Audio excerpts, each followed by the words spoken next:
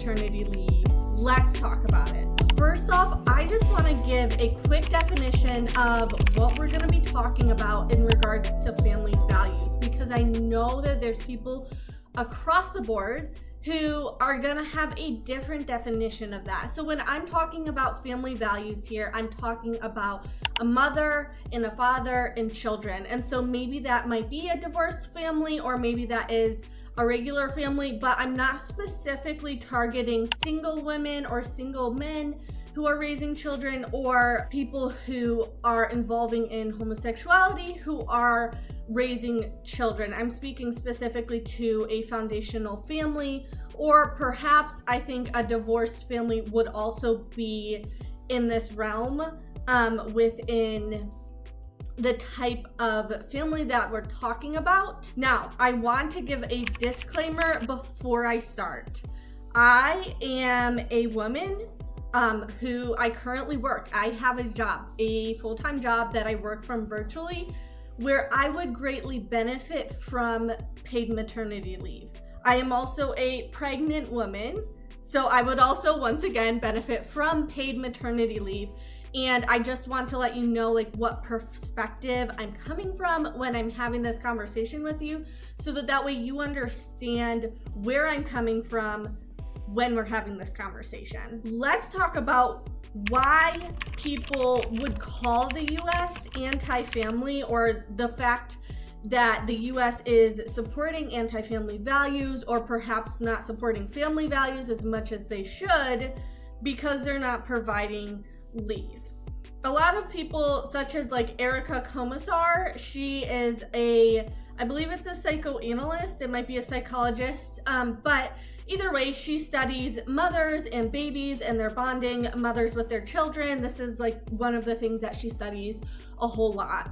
And people in her general, area of expertise, and in the people that she has an impact on, she's encouraging people, and there's other influencers within that realm who fall under that.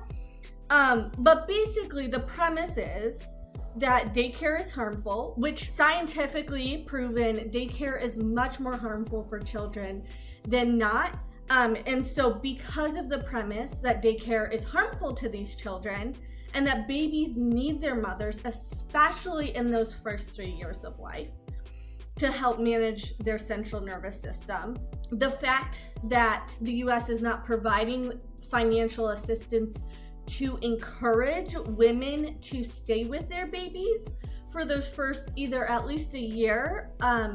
Some people would say, other people would say for those first 3 years. They would then hypothesize from that the US is not supporting family values because they're not encouraging and paying for financially women to stay home and have that maternity leave for at least a year, if not more than that, in some sort of manner or fashion. Also, a lot of the people there who would say that the US is not supporting family values would say that European countries are providing maternity leave, are allowing these women to stay at home, whether that's for 6 months or a year. Canada, countries like that, very developed countries, are providing leave, and so they must then and therefore be more pro-family because they are providing paid maternity leave. That's kind of the thought process, the background behind why people think that the US is not supporting family values because of the paid maternity leave. Now, one thing that I really want to bring into this conversation is the question of, is paying maternity leave from a governmental standpoint, does that actually support family values? Is that just a piece of the puzzle? Is there other factors that play into that? And how does that work out? So I just want to look at a couple of stats. Now, I couldn't find statistics for every single country in Europe, but in England, in Canada, and the United States, 3 of those just different countries, the way they're run is very different. There's statistics behind how many women, total women, are staying at home with their children. So how many women are stay-at-home moms?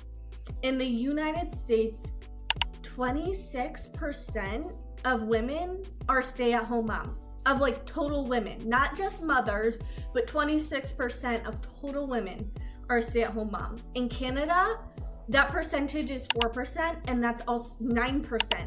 In I believe it was either England or the United Kingdom as a whole. I don't remember exactly, but it was around close to 9%. And oh, by the way, in America, 9% of dads, which is that same percentage rate from England, are stay-at-home dads. So if America is truly anti-family values, and that is what they're pushing for, that's what they're espousing, we would then have to ask the question, why does America have so many women that are staying at home?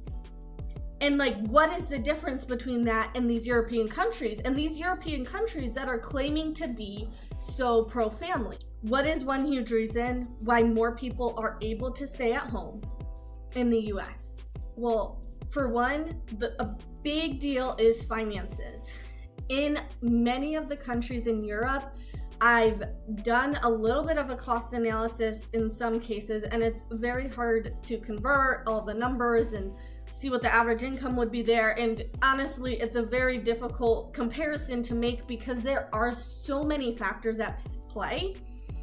But there are much higher taxes, especially in certain countries that do have those larger maternity leaves, those longer maternity leaves that are paid by the government.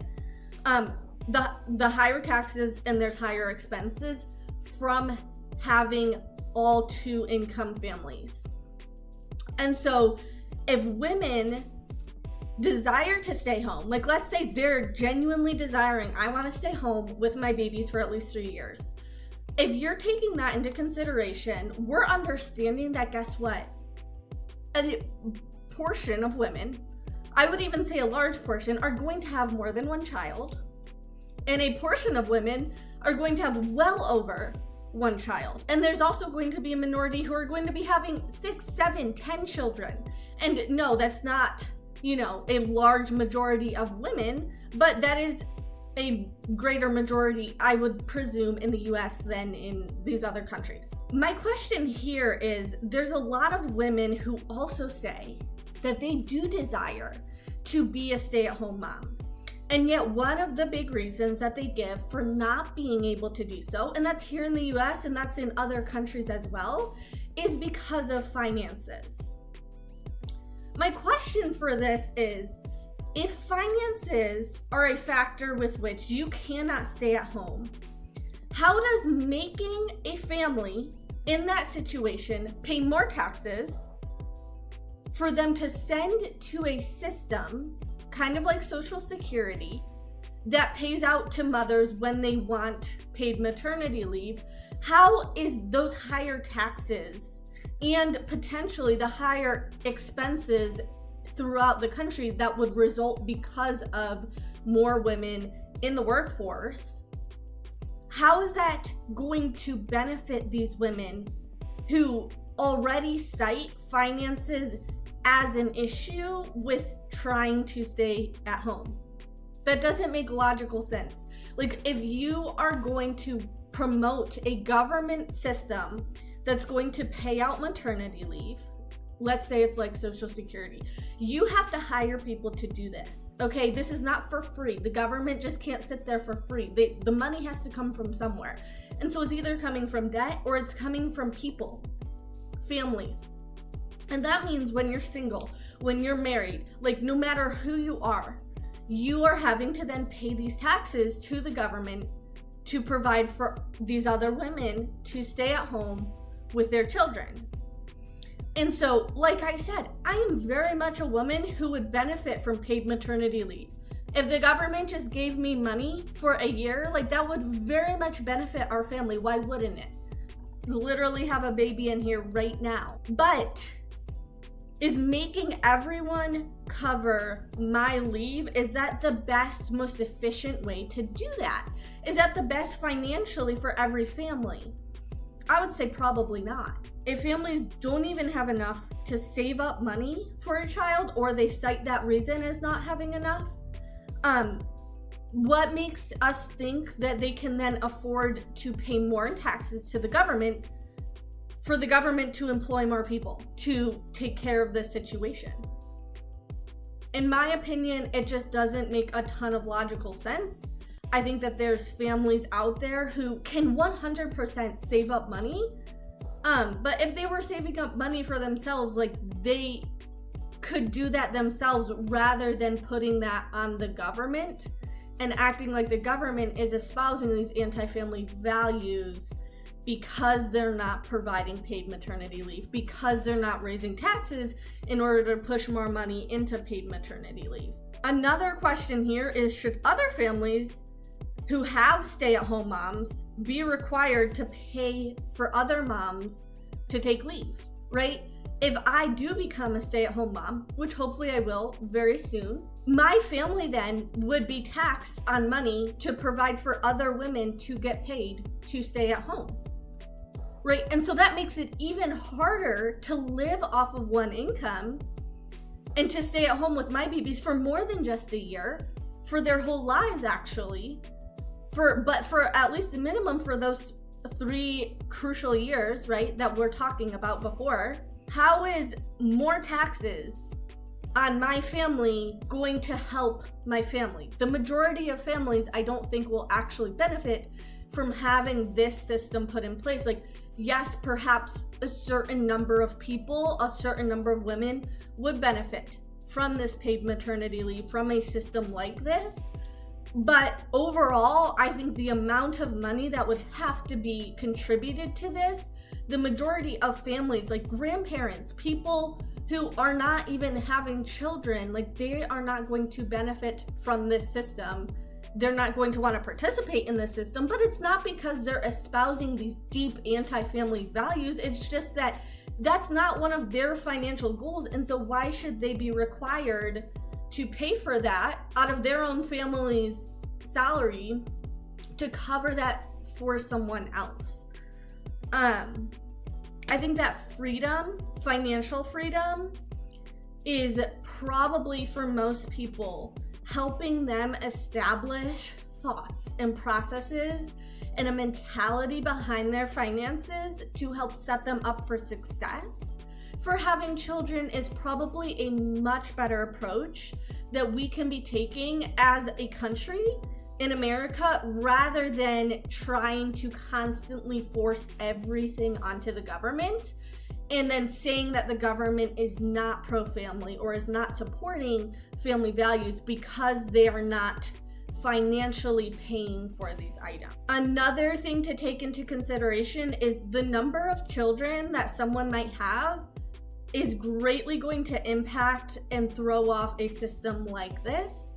So if you're, for instance, if you're proponing for Social Security type of payments but for maternity leave, okay, well, let's say someone has 4 kids all 1 year apart, boom, they get paid for 4 years that other people wouldn't get paid for. Like, that's gonna affect their financial situation differently. And for them, it might be super beneficial, but for the woman who chooses to have 1 child, that's going to affect their situation very differently. It's not necessarily right. Or let's say it's only 3 months. Let's say the government only, provides maternity leave, paid maternity leave for 3 months. Like, that's much different. That's still going to be much different than the people in Europe. So is that a good compromise, or is the government, now supporting family values, or, oh, they're not supporting family values unless they do it for a year?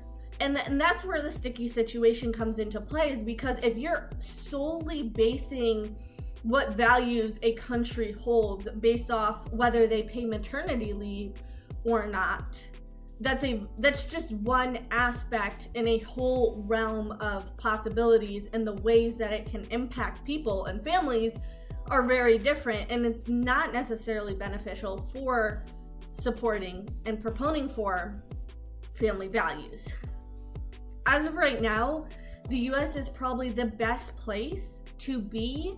It is very hard economically, yes, but it is probably the best place economically to be, with the lower end of taxes for the majority of one-income families, to be able to survive and thrive and have these women be involved. I 100% am for mothers being involved with their children. I think that every mother should be able to be involved with her children. I'm not saying that daycare is an option that is ideal, or that should be that everyone should just automatically go to.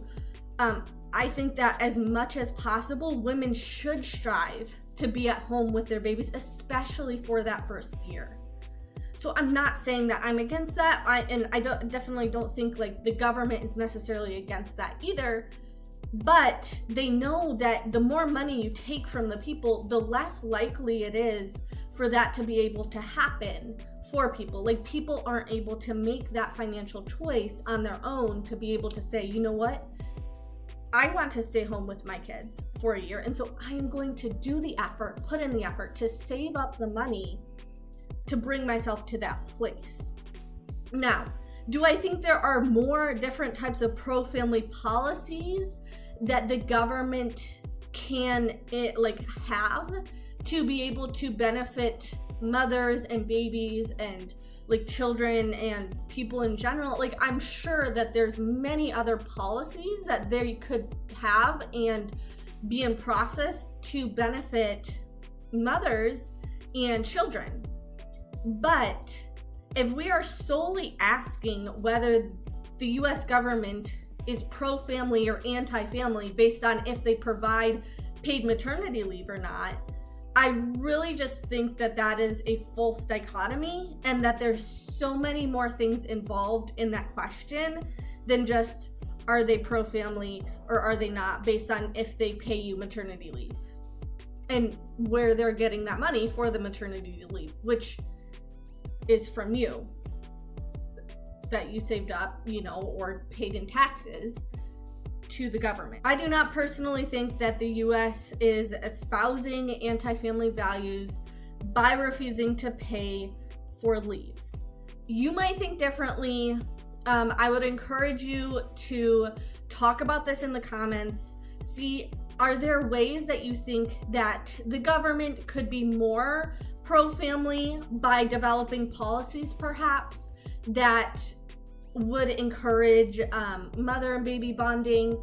Or do you think that there's ways that also individuals can work towards developing that mother-baby bonding and preparing for that? I think there's definitely a lot of ways that this can happen. I would say, honestly speaking, like, there are a lot more conversations that mothers, I think, can have with their daughters, and that women, wise women in these girls' life, can have with them.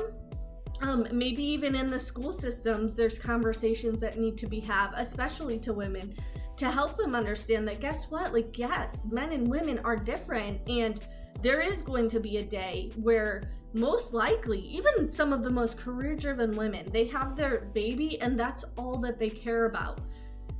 And I'm not saying that that day happens for everyone. There are many women who love and desire to go back to work, and that is their choice to make. But let's not take that choice that women have out of people's hands by trying to increase taxes and support this one specific system in a very, nuanced way, to say that, the whole country is anti-family because we aren't supporting that. And I think we should look a little bit more into actual statistical evidence. Like I said, in the US, there's the highest rate of women who stay at home. Now, either that means we're doing something right, because women who are staying at home with their babies, they are providing that bond for them for those first 3 years, which is what these type of influencers are supporting is absolutely this bond should be there. You should be with your children a good majority of the time, and that women are absolutely different. I completely agree with all of that, and I think that there's ways we could definitely bring that into the schools more, or really bring that into every family more. And I think that these conversations are very good to have. They can help support people, and they can support people who are in different situations. I would encourage you, if you are a mother who's wanting to be at home with your kids, that you are starting, or like if that's a goal for your future, that you need to be starting now to take individual responsibility for that goal. Like, start saving up money, right? You want to have the financial resources available to you. If you want to only cover yourself for a year to be gone, or if you want to stay at home forever, by setting yourself up well financially, you can afford to make those options. By choosing to live off of one income, you can afford to make those options. I'm here to say it is possible. But these conversations are definitely important. What do you think? Do you think that the US is anti-family because they don't pay maternity leave? Drop your answers in the comments. I would love to hear from you. Follow along for more content about living an intentional life rooted in God's word. I'm excited to share some more interesting topics with you. Don't forget to like, subscribe, and share this video with a friend who you think could benefit from this conversation.